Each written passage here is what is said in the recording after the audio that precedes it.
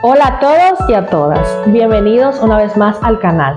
Nuevo video, así que hoy continuaremos hablando sobre hipertensión arterial porque tenemos algunos asuntos pendientes sobre este tema y hoy decidimos continuar con el tema de hipertensión arterial, que es un tema muy amplio y que han surgido muchas dudas desde que hicimos el primer video, por lo que hoy decidimos hacer un video de preguntas y respuestas sobre las dudas que ustedes han tenido y así de una vez pues completar todo lo que nos quedó pendiente del tema. Si te gusta el video, por favor quédate. Si eres hipertensa, hipertenso, si tienes algún familiar o amigo que padece de esto, no te vayas del video porque hoy continuaremos hablando de hipertensión arterial. Va a estar muy interesante el tema, así que quédate hasta el final del video. Suscríbete a nuestro canal, déjanos tus comentarios y comenzamos el video de hoy. Hola, bienvenidos nuevamente. Continuamos con el video del día de hoy. Bienvenido, Doc, a nuestro canal. Bien, muchas gracias. En el día de hoy, pues como ya les había dicho, les había adelantado, vamos a responder todas las interrogantes que ustedes nos dejaron en los comentarios, incluso preguntas que nos han hecho en la calle, nuestros pacientes, nuestras amistades, también mensajes que nos han dejado al DM. Así que vamos a tratar hoy de llevarle a ustedes todas las respuestas a estas interrogantes y poder continuar hablando sobre hipertensión arterial. Entonces, para comenzar con las preguntas, por aquí tengo una que nos hace el usuario Andro Rosales. Nos dice que, nos pregunta, doctor, que cuáles son los exámenes laboratoriales que se ordenan para el diagnóstico de hipertensión arterial. Hay que tener en cuenta primero de que hay que individualizar el paciente después de una correcta toma de la tensión arterial, así como un adecuado diagnóstico, en dependencia de la sospecha de otras patologías que pudieran ser de comorbilidad, van a ser los exámenes complementarios que se deben de indicar. Hoy en día se hablan de exámenes complementarios de rutina, que no son tan de rutina, sino que son más bien buscando qué patologías pueden o no estar asociadas a la hipertensión arterial, así como también de complementarios que pueden darnos o sugerirnos alguna entidad de una hipertensión arterial secundaria. Dentro de estos múltiples estudios están indicados en el estudio de la hipertensión arterial. Dentro de ellos vamos a encontrar principalmente buscando comorbilidad, así como su repercusión sobre los órganos dianas. ¿Qué órganos dianas? Principalmente riñón, cerebro, corazón y ojos. Por lo tanto, hay un laboratorial que siempre dejamos de mencionar como va a ser el fondo de ojo, que en realidad no constituye un examen complementario, sino más bien va a entrar dentro del examen físico, buscando principalmente qué alteraciones pueden aparecer en la retina debido a consecuencia de la hipertensión. Se pueden dividir en tres grandes grupos: los hemoquímicos, los uroanálisis, así como también eléctricos. Dentro de los eléctricos vamos a encontrar el electrocardiograma convencional y buscando principalmente signos de hipertrofia de cavidades cardíacas, así como arritmias, signos de isquemia miocárdica. El rayo X de tórax también está indicado. ¿Qué va a ser lo que más vamos a buscar en este rayo X de tórax? La presencia de dilataciones de cavidades cardíacas, así como también la presencia de la aorta torácica, buscando sus dimensiones. Múltiples son las entidades que pueden dar como diagnóstico a través de una radiografía de tórax por las complicaciones que van a aparecer en este. La hemoquímica sanguínea, la hemoquímica que va a estar compuesta principalmente por la dosificación de creatinina en sangre. Podemos indicar filtrado glomerular, tanto en sangre como en orina. Vamos a indicar electrolitos, el estudio de los lípidos, principalmente colesterol, los diferentes tipos de colesterol, así como también debemos de indicar estudio de esfera tiroidea. Muchas veces, como causa secundaria, podemos tener enfermedades tiroideas que induzcan una hipertensión arterial, por lo que se indica TSH, T4. Serían los laboratoriales que entran hoy en día como laboratoriales de rutina en el estudio de una hipertensión arterial. Espero que haya sido respondida tu pregunta, Andro. Muchas gracias por dejarnos tu pregunta en los comentarios y continuamos con la ronda de preguntas, así que siguiente. Una de las preguntas que más se repite en la atención de los pacientes con hipertensión arterial es de que han oído hablar de que puede haber hipertensión arterial secundaria. Doctora, ¿cuáles serían las principales causas de hipertensión arterial secundaria? ¿Qué es la hipertensión arterial secundaria? ¿Y cuáles serían los posibles laboratoriales que debería indicar para poder llegar a un diagnóstico adecuado de este tipo de hipertensión arterial? Pues cuando hablamos de hipertensión arterial secundaria debemos decir que esta es un tipo de hipertensión donde encontramos una causa identificable del aumento de cifras de tensión arterial.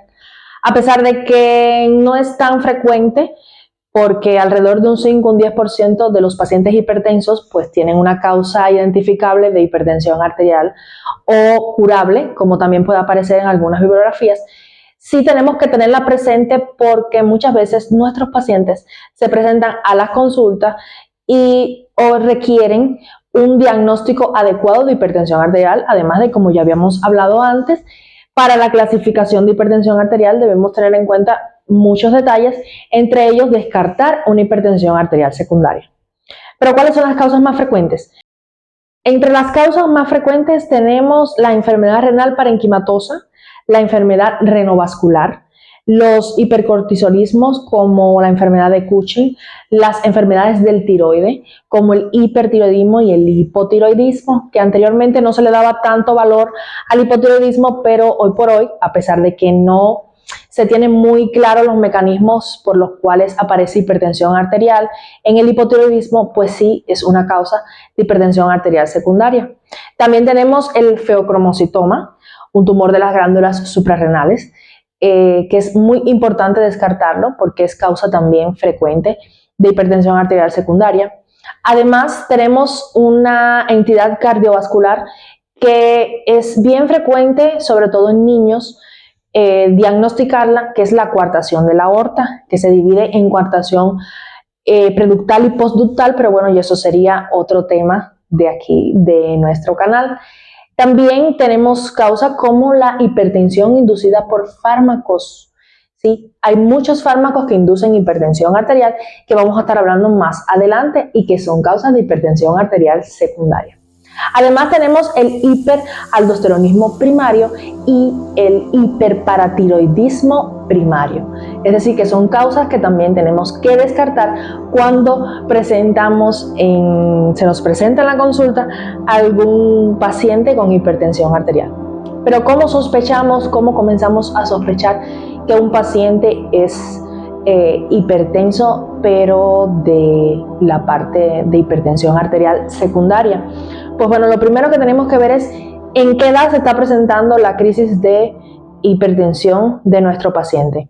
Es decir, que un paciente que comienza con crisis de hipertensión arterial antes de la pubertad puede ser portador de alguna causa curable de hipertensión arterial y por ende esta ser una hipertensión secundaria.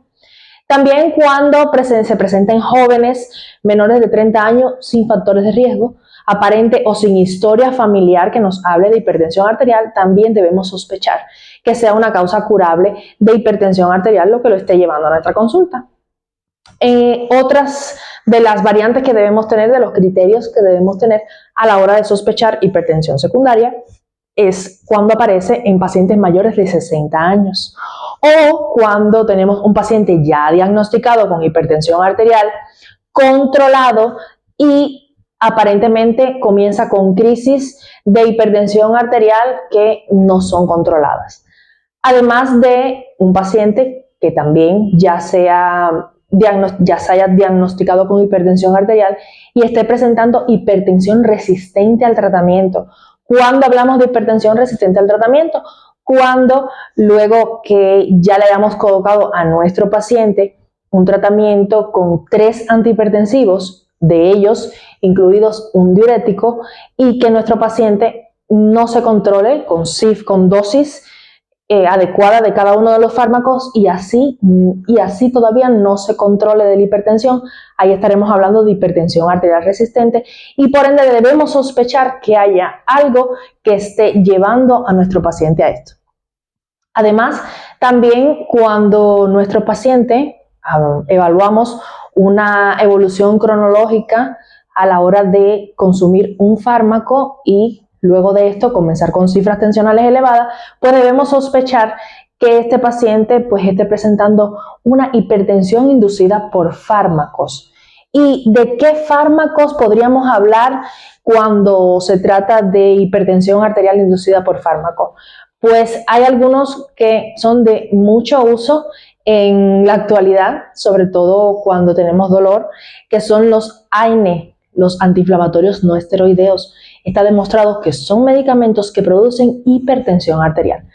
Estoy hablando del ibuprofeno, el naproxeno y otros como el celecoxib, que son los inhibidores de la COX-2, que se usan mucho en estos momentos, sobre todo veo que algunos doctores lo indican a las personas mayores, a los adultos mayores, y esto es causa de hipertensión arterial.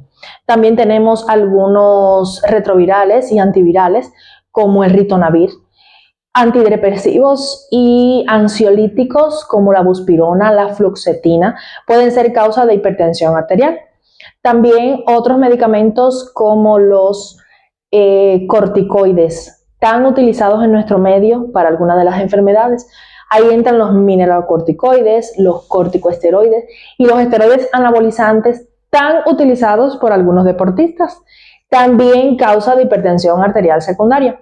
Entre otros fármacos que también podemos mencionar, que estaríamos aquí todo el día mencionando fármacos que nos pueden provocar crisis hipertensivas o cifras tensionales elevadas. Así que espero que haya sido respondida la pregunta y continuamos con la siguiente.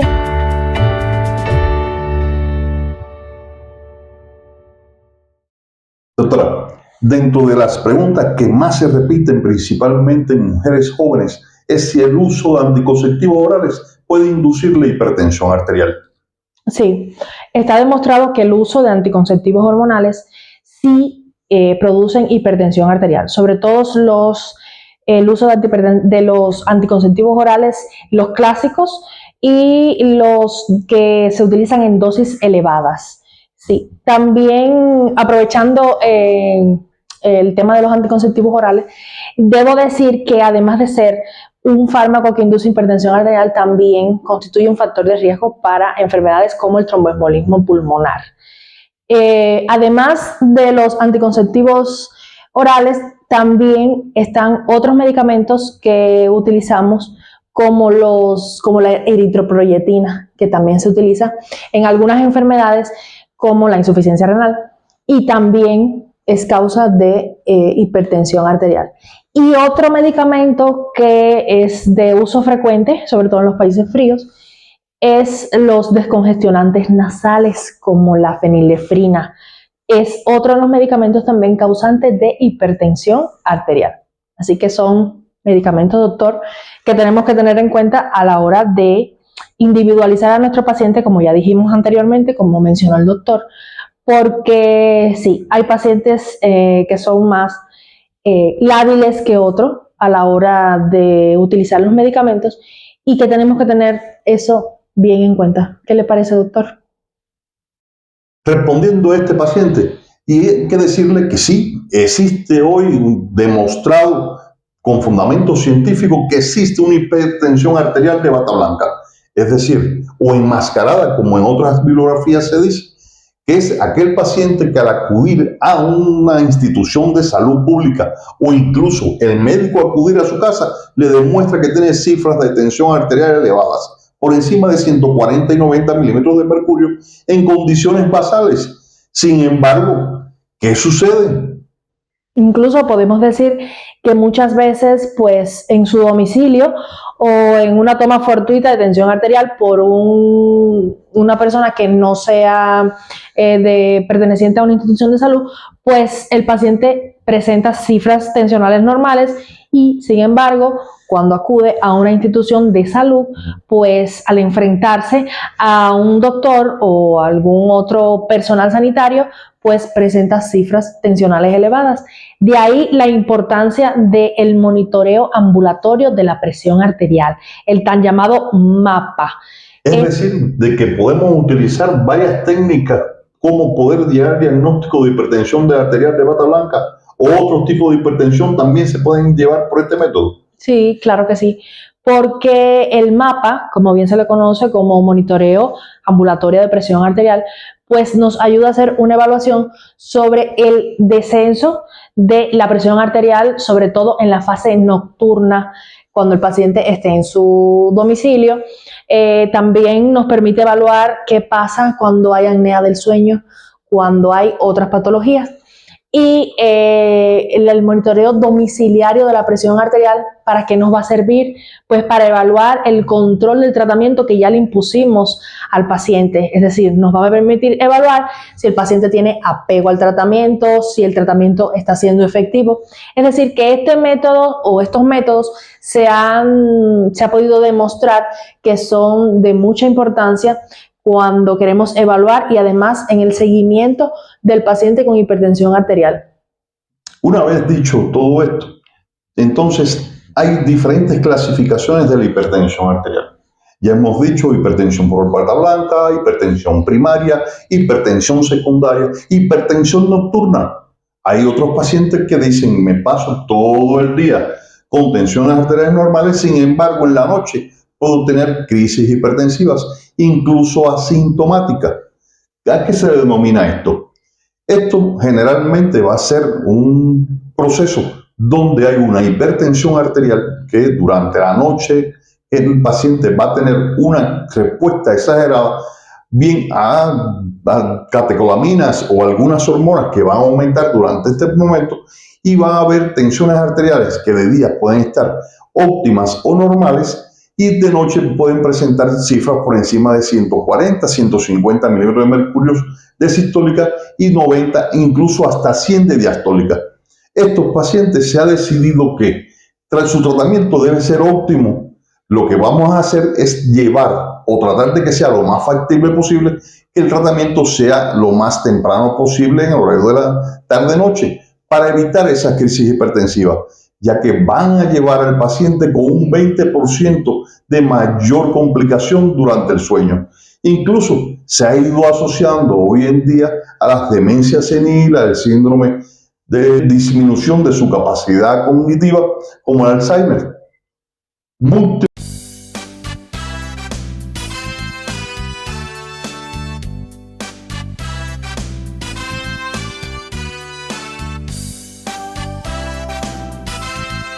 Hay algunas condiciones que el paciente necesita acudir de urgencia a un puesto hospitalario o a un cuerpo de guardia, a una urgencias, y van a estar las urgencias hipertensivas. Dentro de ellas hay pacientes que acuden porque tienen un daño de órgano de llama expresada principalmente sintomática, o bien por una enfermedad cerebrovascular, bien como una angina de pecho, bien como un daño renal, así como otras alteraciones que pudiera presentarse. ¿Estos pacientes son necesarios verlos de urgencia o pueden esperar nuevamente a su médico de asistencia y ser valorados en otras ocasiones? ¿Qué clasificación entraría estos tipos de pacientes donde necesitan una atención médica de urgencia? Bueno, la verdad, cuando hablamos de urgencias hipertensivas, tenemos que hablar de que se trata de un paciente que presente cifras arteriales elevadas, pero de manera severa, que ya entre en la clasificación de hipertensión arterial severa. ¿Con qué? Con cifras de tensión arterial por encima de 180 milímetros de mercurio de tensión arterial sistólica y por encima de 110 milímetros de mercurio de presión arterial diastólica. Pero ¿cómo vamos a diferenciar entre una urgencia hipertensiva y una emergencia? Pues en cuanto a los daños a órganos blancos o a órganos diana, como también se le conoce, que nosotros seamos capaces de evaluar en el paciente en la valoración inicial. Cuando no existen daños en órganos diana y los síntomas que presenta en el paciente son síntomas más bien triviales como una cefalea leve, un malestar general y cifras tensionales elevadas, pues estaríamos frente a una urgencia hipertensiva clasificada como una hipertensión arterial severa aislada, pero que forma parte de de las urgencias hipertensivas. Y una hipertensión arterial severa de riesgo indeterminado también forma parte de una urgencia hipertensiva. Esta hipertensión se trata de unas cifras tensionales elevadas, con las cifras que ya hablamos anteriormente, pero que el paciente tiene un riesgo cuando lo evaluamos de progresar a una emergencia hipertensiva. Es el paciente que ya su cefalea viene siendo gravitativa, que presenta somnolencia, malestares generales, mareos, es decir, síntomas que nos estén diciendo que el paciente puede progresar a una emergencia hipertensiva.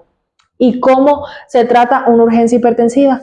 Pues ya una vez que hayamos hecho la evaluación completa del paciente y que hayamos determinado que se trata de una urgencia hipertensiva, según estas clasificaciones que ya hablé, pues lo vamos a tratar con fármacos por vía oral.